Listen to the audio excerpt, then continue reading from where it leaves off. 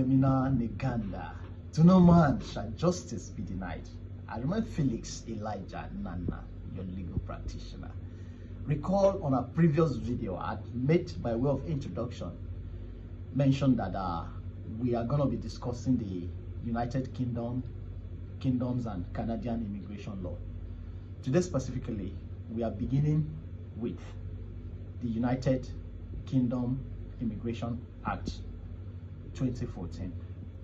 Now, by way of preamble, note that the act was enacted by the Queen of blessed memory, as she then was, the Most Excellent Majesty, with the advice and consent of the Lord Spiritual and Temporal and Common in the UK Parliament.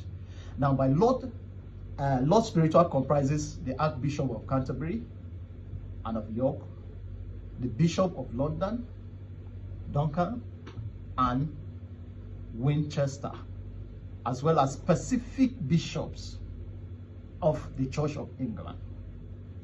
Whereas the Lord Temporal are made up of Life Peers, Earl Marshal, Lord Great Chamberlain, hereditary peers elected under the standing order.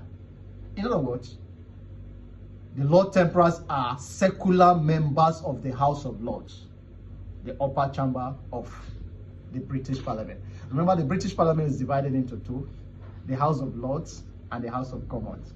Now, there are 5 objectives, basically, to the UK Immigration Act 2014. One of the objectives is to make provision about immigration law in the UK. Then 2, to make provision about access to services, facilities, and employment by reference to the UK immigration status. 3, to make provision about marriage and civil partnership involving certain foreign nationals.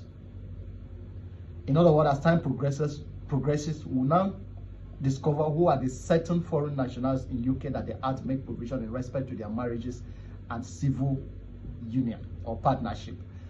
Then to make about the removal of citizenship, make provision about the removal of citizenship whose conduct is seriously prejudicial to the United Kingdom's vital interests. As time progresses, we also want to know the conduct or discover the conduct that are seriously prejudicial to the United Kingdom's national interest. Then, by way of the omnibus aim, it's other conduct or for conduct or purposes incidental to the provisions of the Act. So these are the aims and objectives of the UK Immigration Act 2014. Justitia Nemina Neganda. To no man shall justice be denied. I remain Felix Elijah Nana, your legal practitioner. Thank you.